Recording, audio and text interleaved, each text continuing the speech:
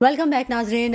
और प्रोग्राम में जो हमारे गेस्ट हैं राव इमरान सलमान साहब और ताहिर रिजवी साहब, इनसे गुफ्तगू का सिलसिला जारी है, जबकि सरदार नज़ाकत साहब हमारे साथ मौजूद हैं टेलीफोन लाइन पर।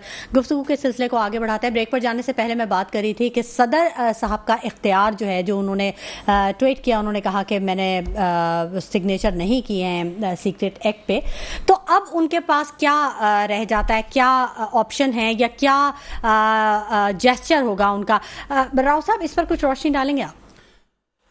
जी देखिए कि बिल्कुल सदर साहब को अगर उनकी हुकूमतदोली हुई है तो अदालत जाना चाहिए उनको। ठीक है। और वाहिद उम्मीद की किरण है अदालत है हमारी। और इसके बाद तो सदर ने तो हाथ उठा लिए। ठीक। अगर वो नहीं जाते तो वो सेक्रेटरी साहब जिन पर इल्जाम लगा है, उनका फर्ज है कि वो सदर के इल्जामात को साबित करने के लिए अदालत जाए। ठीक। जबकि उसने अभी कुछ देर कबल आपके प्रोग्राम से पहले सदर साहब को खत लिख दिया है कि जिस उसकी बात कर रहे हैं आप, वो फाइल माने सदर में ही मौजूद है अभी। अच्छा। कहीं नहीं गई है वो फाइल। वो कह रहा है मैं साबित कर दूंगा ये। और दूसरा, सदर साहब को भी ये चाहिए कि उनके पास 8 अगस्त को ये फाइल आई थी। ठीक। और 8 अगस्त को उनके पास 10 दिन मौजूद थे। अगर वो कहते हैं आइन के वो आर्टिकल 75 के तहत वो 10 दिन तक, वो 10 दिन पहले रूल्स में नहीं है, वो 75(2) के तहत दूसरी मर्तबा जब वो सदर एतराज लगाकर फाइल को भेजता है तो उस वो बहस होती है पार्लियामेंट में। उसकी बहस के बाद उसको ठीक या दुरुस्त करने के बाद दोबारा सदर के पास भेजा जाता है। लेकिन उस दफा वो 10 दिन तक ना करे तो फिर वो खुद ब खुद कानून बन जाता है। लेकिन अब ये पहले ही बार के अंदर इन्होंने ये काम किया कि वो सांप भी मर जाए और लाठी भी ना टूटे। समझ रहे? वही शर्जील मेमन साहब का उंगली कटाकर शहीदों में शरीक हो गए, शामिल हो गए। आखिरी दिन जो है ना वो सभी करते हैं इस तरीके से। तो इन्होंने यही किया। अगर ये इसका सेक्रेटरी अदालत जाता है इस मामले के लिए तो सदर साहब तो वैसे भी गए। सदर साहब ने वैसे भी जाना है, वो ये जाए या ना जाए। ठीक। क्योंकि ये इतना आसान खेल नहीं है जो इन्होंने लीक आउट किया है। आपने डॉन स्कैंडल का भी जिक्र सुना होगा। आपने बहुत सारी ऐसी चीजें देखी होंगी। ये कहीं और हाथ डाल दिया इन्होंने शायद के छत्ते में। ये चाहते हैं कि मैं बाद में जाऊं तो सुरखरू भी रहूं। ठीक। मैं अपनी पार्टी के सामने सुरखरू भी रहूं और यहाँ पर ये 10 दिन गुजार दूं और पता भी न चला, मुझे तो पता ही नहीं क्या हुआ क्या नहीं हुआ। तो ये सारा खेल खेला गया है। तो इसमें होगा क्या? होना यही है कि ये 24 घंटे या 48 घंटे आपके पास मौजूद, आप देख लीजिएगा। ये रुखसत पर जाएंगे। ठीक है, 100% जाएंगे। आप लिख ले मेरी बात को। ठीक है, ठीक है। ये तो आपकी प्रेडिक्शन, आपकी भी प्रेडिक्शन सामने आ गई है। ताहिर रिजवी साहब, निगरां हुकूमत की बात कर लेते हैं थोड़ी सी, कि निगरां हुकूमत जो है इसको बड़े चैलेंजेस का सामना है। हर महाज पे, हर जगह इसको चैलेंज है। अमन अमान की बात ले लें, मुआशी बात ले लें या फिर सियासी बात ले लें, तो कैसे ये निपटेगी? है इनके पास इख्तियारात इतना? इनका देखते हैं आपके इतना जेस्चर है इनका कि ये निपट लेगी इन तमाम चैलेंज? कैसे गुजर गए थे ऐसे इनका भी गुजर जाएगा। देखिए, जो पूरा प्रॉपर सेटअप था, जिसमें कौमी असेंबली थी, जिसमें सूबाई असेंबली थी, जिसमें मुल्क का जो एक कानूनी सिस्टम है वो चल रहा था, उस वक्त तो मुल्क संभला नहीं। तो ये 3 महीने में कैसे संभालेंगे, या 6 महीने में, या मैं कह रहा हूँ 1 साल दे दें। मैं तो कह रहा हूँ अगर ये यकीन हो कि ये मुल्क को संभाल लेंगे तो इनको 2 साल भी दिए जा सकते हैं। पॉसिबल ही नहीं है। एक निगरां गवर्नमेंट, तो आइन को कहाँ आप रखते हैं? मुझे बताएं ना, इनको दे देंगे। असेंबली है नहीं, कोई लॉ पास करें, असेंबली नहीं है। कोई बड़ा काम करने जाए, असेंबली नहीं है। कोई मतलब ऐसी चीज जो अमेंडमेंट कराना चाहे, कोई चीज इंप्लीमेंट कराना चाहे, कुछ भी नहीं है। हाँ, एक चीज है, प्रोटोकॉल की गाड़ियां, आगे मोटरसाइकिल, उसका सायरन, उसके पीछे 5 गाड़ियां, उसके पीछे एम्बुलेंस, ये सब कुछ हर वजीर के पास होगा, झंडा भी होगा। मगर करेंगे क्या? करने का काम नहीं है। काम कैसे करेंगे? काम करने के लिए एक मैकेनिज्म होता है। मुझे यहाँ से अगर बाहर जाना है तो मैं रास्ते तलाश करूंगा, या ट्रेन से चले जाओ या जहाज से चले जाओ। मुझे कोई रेगिस्तान में छोड़ देगा और बोलेगा अभी तुम परसों लाहौर पहुंच जाओ, तो मैं कैसे पहुंचूंगा? कोई पॉसिबिलिटीज होती हैं दुनिया में, कोई प्लानिंग्स होती हैं, कोई चीजें होती हैं, कोई प्रेडिक्शंस होती हैं। कोई ऐसा तो नहीं है ना कि बस ये एकदम जादुई छड़ी यूं करके फेरेंगे हमारा मुल्क का सिस्टम चलने लगेगा। मुल्क का सिस्टम तो उस वक्त नहीं चला जब 13 पार्टियों के तजर्बेकार 40 बाबाओं ने इस मुल्क को चलाने की कोशिश की। उन्होंने बेड़ा गर्क कर दिया। उन्होंने $150 के डॉलर को 300 पे कर दिया। उन्होंने 150 के पेट्रोल को 300 पे कर दिया। इन्होंने तो आते ही दूसरे दिन دوسرے دن آپ کو شاید ہم لوگ نہیں سمجھتے 17 روپے شاید ہم لوگ نہیں سمجھتے ہیں کہ یہ 30 روپے کا پیٹرول کتنی بڑی بلا ہوتا ہے. صحیح. یہ 30 روپے کا پیٹرول, یہ 40 روپے کا پیٹرول غریب آدمی کی زندگی کو خراب کر دیتا ہے. صحیح. میں آپ کو بتا رہا ہوں, آج ایک آفس میں گیا ہوں تو بندہ سر پکڑ کے بیٹھا ہوا تھا جس کی تنخواہ 1,10,000 ہے. میں نے کہا بھائی تمہیں کیا پریشانی ہے؟ کہ لے سر میری سمجھ میں نہیں آ رہا میرے پیسے کہاں گئے. میں نے کہا 1,10,000 روپے تمہاری تنخواہ ہے؟ کہنے لگا ہاں میں پریشان ہوں, میں یہ سوچ رہا ہوں میرے پیسے کہاں گئے. مطلب کہنے لگا سر میرا 22,000 روپے کا بل آیا 2 کمروں کے مکان کا, 22,000 روپے کا بل.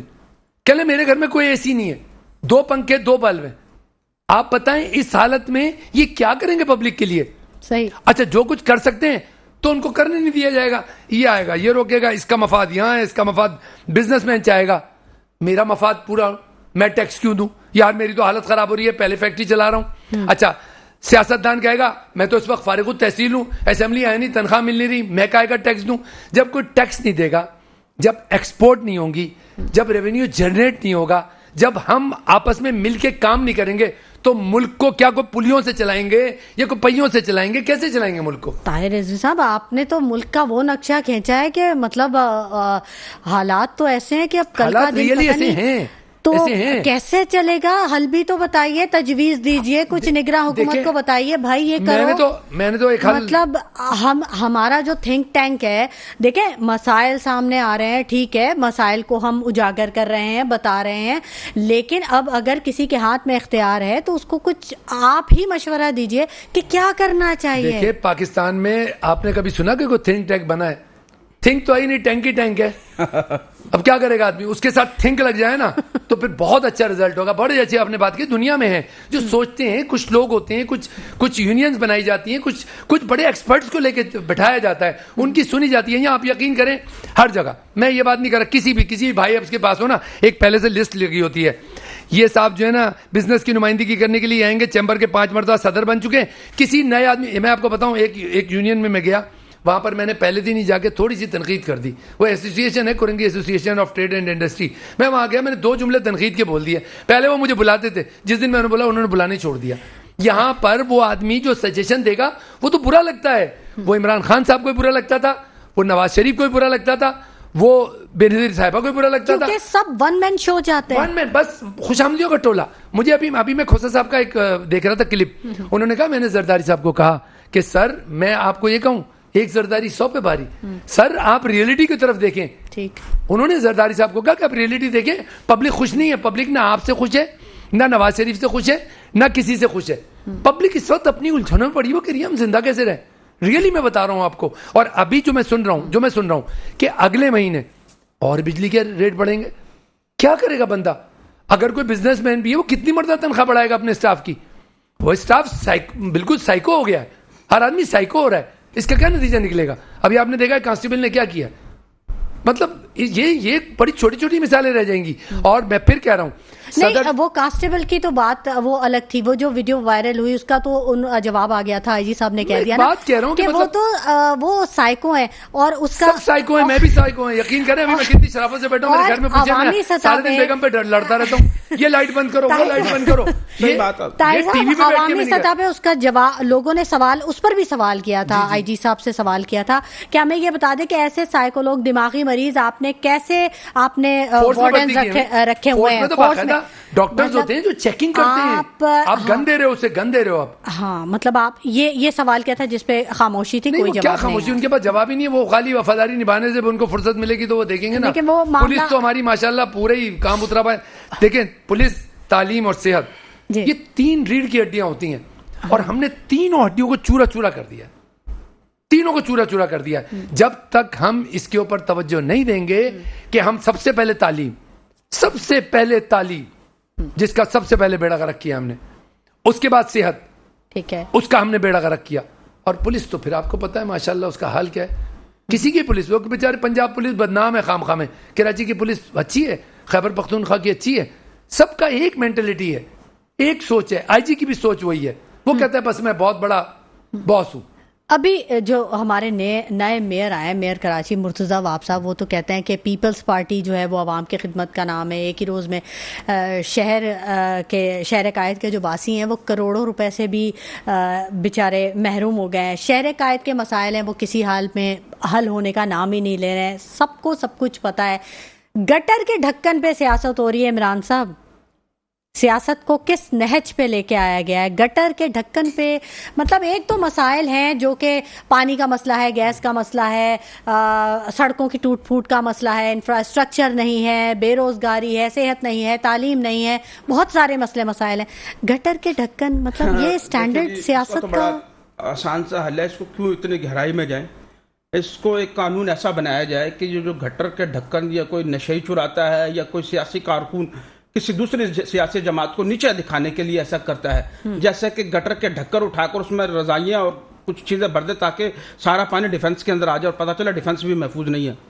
تو یہ گٹر کے ڈھکن کا تو یہ ہے کہ اس کے اوپر جو نظر آ جائے کرتا ہے اس پہ 302 کا مقدمہ کریں، قتل کا مقدمہ درج کیا جائے. یہ جو 68 لوگ جو بچے رواں سال 7 سے 8 ماہ کے اندر 68 بچے بھگ ہوئے ہیں اس گٹر میں گر کر، ان کا مقدمہ ان پر چلے. تو یہ خواتین بھی گری ہیں ابھی پورا سال بھی ہوا. بچوں کے علاوہ خواتین گر گئی، خواتین بھی ہیں مائل، بس وہ ہے اس طریقے سے. لیکن یہ دیکھیں، یہ بھی ایک چیز ہے کہ ہمیں مہنگائی، بھوک پیاس میں الجھایا گیا. ہمارا دو قومی نظریہ وہ بن گیا ہے آٹا کھانا روٹی کھانا. ہمارا دو قومی نظریہ بنا دیا گیا ہے. کیا یہی ہے کہ ہم IMF سے قرضہ لیں؟ ہمیں اس معاملے میں الجھا دیا گیا ہے. ہم کہتے ہیں کہ الیکشن کب ہوں گے؟ آپ نے پہلے سوال کیا. الیکشن ہونا بڑی بات نہیں ہے میری نظر میں. صاف اور شفاف الیکشن ہونا بڑی بات ہے. ہمارے تو الیکشن ابھی تک بہت ساری چیزوں کے اندر انہوں نے شور مچایا، بلکہ رولا ڈالا. کیا کسی نے یہ بھی کہا کہ الیکشن کے اندر اصلاحات لائی جائیں، انتخابی معاملات میں اصلاحات لائی جائیں؟ اچھا یہ بتائیں، کیا الیکشن کمیشن کو یہ نہیں پتا؟ اب وہ اعلان کرے گا الیکشنوں کے دنوں کے اندر، ہم مانتے ہیں 90 دن میں ہو گئے، اعلان کرے گا کہ جس کے پاس 5 کروڑ روپے ہے نا وہ الیکشن لڑ سکتا ہے. پہلے تو انتخابی ابے بھائی وہ جو 5 کروڑ لگا کے آ رہا ہے اس نے اپنے 5 کروڑ پہلے پورے کرنے ہیں. آپ امریکہ کی مثال لے لیں. امریکہ کے اندر جس کے پاس پیسہ ہوتا ہے نا وہ پیسہ نہیں لگاتا بلکہ وہ چندہ جمع کرتا ہے، اور کسی چندہ دینے والے کو بھی $1000 سے زیادہ دینے کی اجازت نہیں ہے.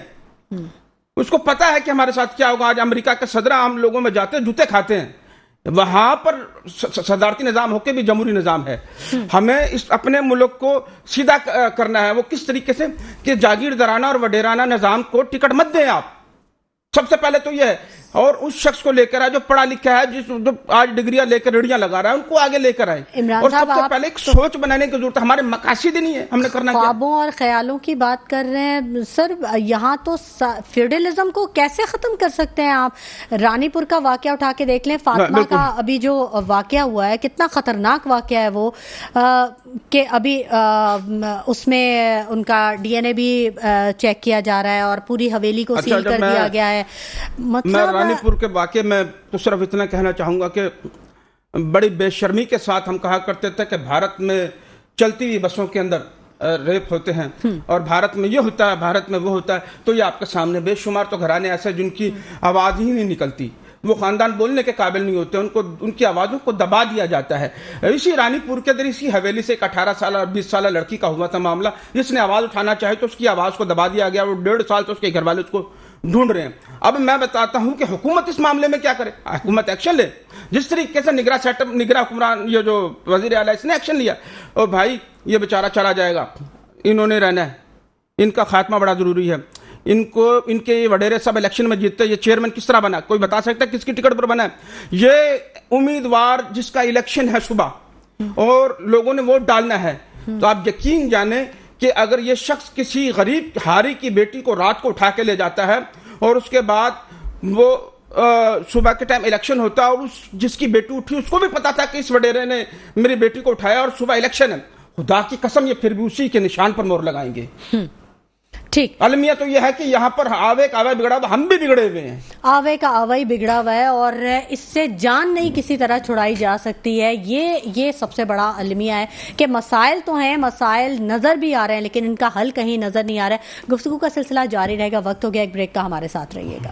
वेलकम बैक नाजरीन, गुफ्तगू के सिलसिले को आगे बढ़ाते हैं और मेरे साथ स्टूडियोज़ में मौजूद हैं राव इमरान साहब और ताहिर रिजवी साहब, जिनसे हम गुफ्तगू कर रहे हैं। हमें ज्वाइन कर लिया पीपल्स पार्टी के रहनुमा हैं सरदार नज़ाकत साहब, उनसे भी बात कर लेते हैं। बहुत शुक्रिया सरदार नज़ाकत साहब, आपने अपने कीमती वक्त में से हमारे लिए वक्त निकाला। जानना चाहेंगे आपसे कि शहर कायद के जो मसाइल हैं ये तो हल होने का नाम ही नहीं ले रहे हैं और मामलात जो हैं वो अलग ही एक रुख इख्तियार कर लें। अब तो गटर के ढक्कन पर भी सियासत हो रही है, जबकि मेयर कराची तो ये कह रहे हैं कि जी सब मसाइल हल हो जाएंगे। लेकिन क्या ऐसा है? कुछ हकायक, ज़मीनी हकायक क्या कह रहे हैं, कुछ बताइएगा। देखें, इससे पहले भी जो गिवन रिसोर्सेज थे पीपल्स पार्टी के पास, प्रोविंशियल गवर्नमेंट के पास, और जब से ज़ाहिर हमारे केएमसी पीपल्स पार्टी के पास आई है, चाहे मुस्तफा वाब साहब एडमिनिस्ट्रेटर थे या अभी मुंतखब मेयर हैं, तो मेरे ख्याल में कराची में day to day, our to our इंशाल्लाह बेहतरी आएगी। और कुछ चीज़ें हम भी समझ रहे हैं कि करने की ज़रूरत है, जिस तरह सिविक इश्यूज हैं, लॉ एंड ऑर्डर है, ड्रेनेज सिस्टम है और कराची का इंफ्रास्ट्रक्चर है, उस पर बहुत ज़्यादा काम करने की ज़रूरत है और बहुत ज़्यादा स्पीडली काम करने की ज़रूरत है। और इसमें हम इंशाल्लाह पूरी विल के साथ, chairman Pakistan peoples party Bilawal Bhutto Zardari साहब की क्लियर इंस्ट्रक्शन है मेयर कराची को और पूरे पीपल्स पार्टी को कि आप दिन रात करके कराची के लोगों की खिदमत करें, क्योंकि कराची के लोगों ने पीपल्स पार्टी को पहली दफ़ा सिंगल लार्जेस्ट पार्टी के तौर पे मैंडेट दिया है। तो मेरे ख्याल में इसके बाद पीपल्स पार्टी के पास भी कोई एक्सक्यूज नहीं होगा कि पीपल्स पार्टी को एक्सक्यूज कर सके कि हम किस बुनियाद के ऊपर लोगों की खिदमत नहीं कर सके। मैं मेयर कराची मुर्तज़ा वाब साहब की जिस तरह राउंड द क्लॉक वो लोगों में जा रहे हैं, काम कर रहे हैं और मजीद इंफ्रास्ट्रक्चर के ऊपर जो हमारी सारा काम हो रहा है, पेपर वर्क भी हो रहा है, सारी चीज़ें हो रही है। और मैं उम्मीद करता हूँ कि इंशाल्लाह एक आध साल गुजरने के बाद कराची के शहरियों ने जिन्होंने पीपल्स पार्टी को वोट किया है उनको जरूर रिलीफ मिलेगा और इंशाल्लाह पाकिस्तान पीपल्स पार्टी इनको रिलीफ देगी। ठीक है सरदार साहब, बड़ी माजरत के साथ मैं आपसे ये पूछना चाहूँगी कि आज भी करोड़ों रुपए की डकैती हुई है, महरूम हुए हैं शहरी शहर कायद के, और जो अमन अमान के मामलात हैं वो इंतहाई नाक़िस हैं। हर रोज़ ख़वातीन को हिरासा करने का मामला हो या बैंक से एटीएम से डकैतियों का मामला हो, एटीएम से एक शख्स रकम लेके निकल रहा होता है, वहाँ वो लुट जाता है। बाज़ारों को आप देख लें, सड़कों को देख लें, आप किसी भी मामले को उठा के देख लें, पानी के मसले से लेके गैस का मसला और जो इंफ्रास्ट्रक्चर है उसके मसाइल, मतलब हम जो शहर कायद के बासी हैं वो तो मुकम्मल तौर पे दूसरों के रहमो करम पे, डकैतों के रहमो करम पे हैं। कहाँ है आपकी पुलिस, कहाँ है आपके लॉ एंड ऑर्डर के इदारे, क्यों वो सिक्योरिटी फराहम नहीं कर पा रहे हैं? आप आज की खबरें उठा के देख लेना, आप अगर हेडलाइन सुने तो आप को अंदाज़ा हो जाएगा कि क्या सूरत हाल है अमन अमान की। देखिए, एक तो मैं बिल्कुल इस बात पे सेकंड करता हूँ कि जो कराची की लॉ एंड ऑर्डर की सिचुएशन है उसको मेंटेन करने की ज़रूरत है। और बहुत सारे इश्यूज ऐसे भी हैं कि हम अनफॉर्चुनेटली कराची वो शहर है जिसमें 15 से 20 लाख ऐसे लोग भी रहते हैं जिनके पास अपनी कोई शनाख्त नहीं है। तो मेरे ख्याल में इसमें सबको मिलजुल के काम करने की ज़रूरत है। मैं सिंध पुलिस का नुमाइंदा तो नहीं हूँ, लेकिन मैं समझ रहा हूँ कि सिंध पुलिस को बेहतर परफॉर्मेंस देने की ज़रूरत है और कराची के अंदर सेफ सिटी कैमरास जो हैं वो लगने की ज़रूरत है और इसके ऊपर काम हो रहा है। इंशाल्लाह आपको बेहतरी मिलेगी।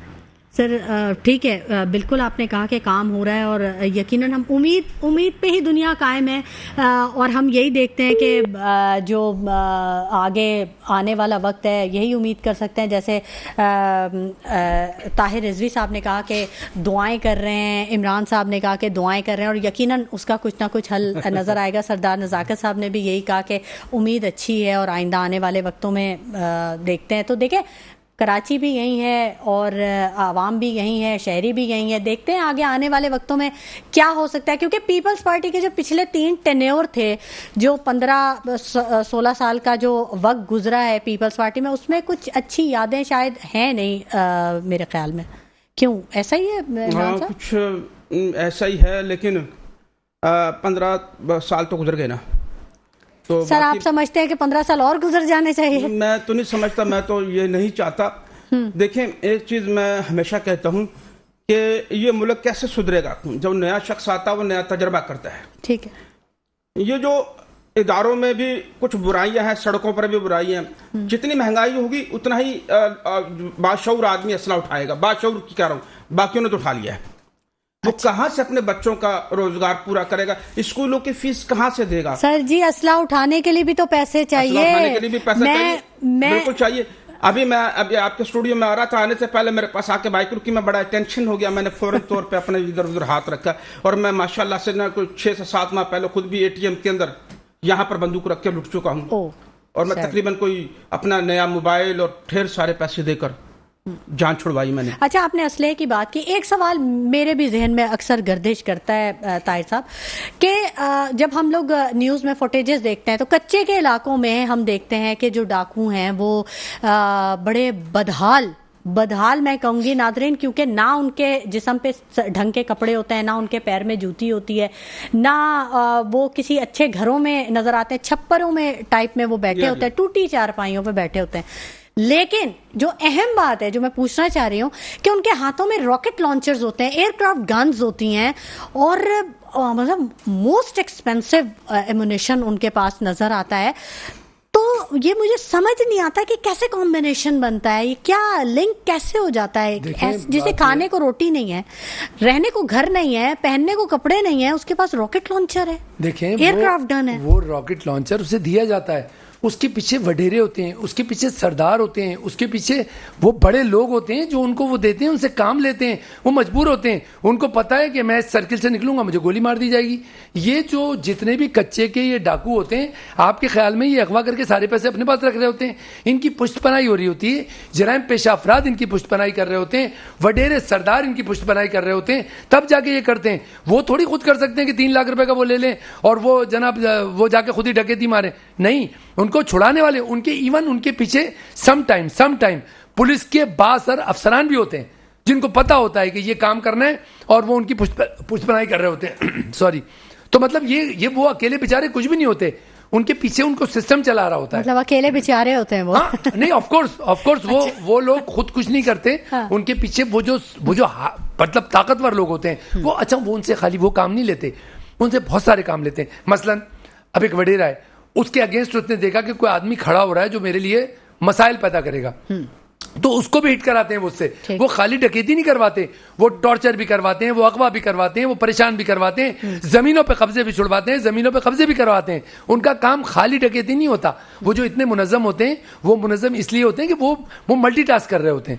وہ ملٹی ٹاسک کی وجہ سے ان کو پیسے ملتے ہیں, شیئر ملتا ہے, اور ان کو پتا ہوتا ہے کہ میں یہاں سے نکلوں گا تو مجھے گولی مروا دیں گے.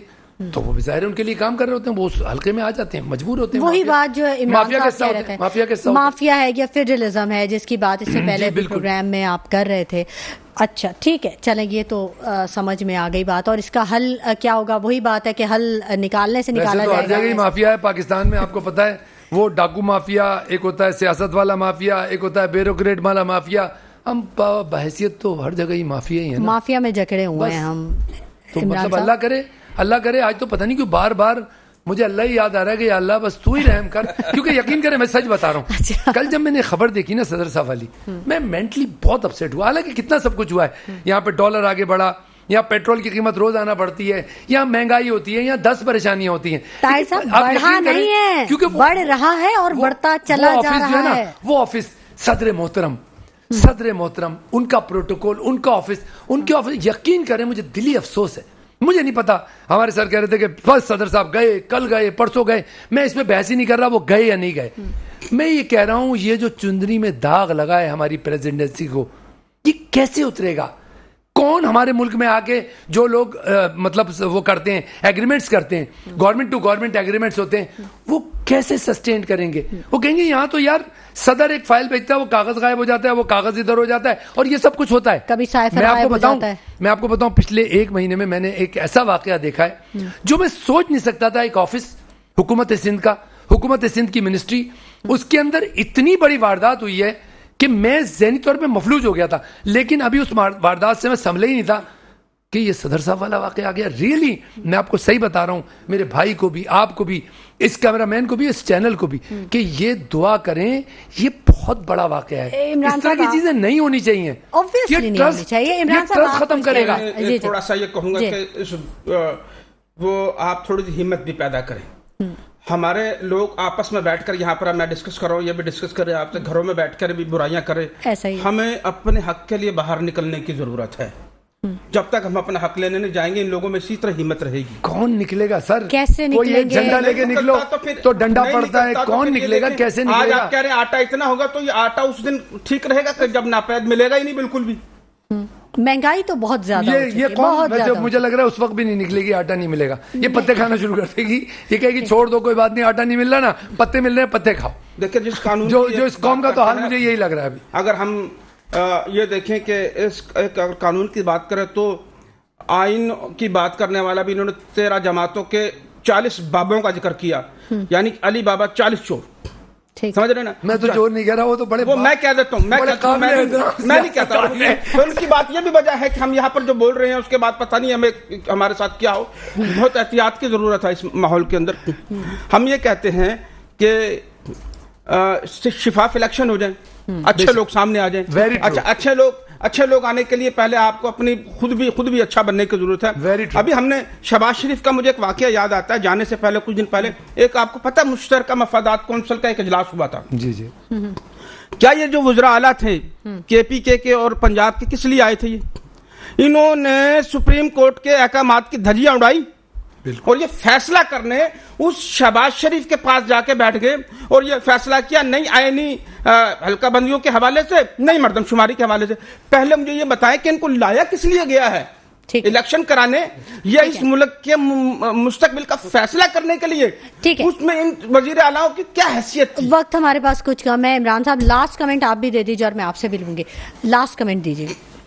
دیکھیں میں آپ کو کیا کہوں کہ فی الحال تو مجھے لاسٹ کمنٹ یہ ہے کہ مجھے بڑا اچھا لگا آج نگراں وزیر اعظم نے جڑا والا میں جا کر اور جن کا نقصان ہوا گھر جلائے گئے ان کو سینے کے ساتھ لگایا. ہم اس کمیونٹی کے ساتھ ہاتھ بھی صحیح طریقے سے نہیں ملاتے, انہوں نے سینے کے ساتھ لگا کے بڑا پیارا جملہ ادا کیا جس سے میرے مرجھائے ہوئے چہرے پر تھوڑی سی خوشی آئی کہ وہ جو جھنڈے میں سفید رنگ ہے اتنا حد تک آپ کا حصہ نہیں ہے.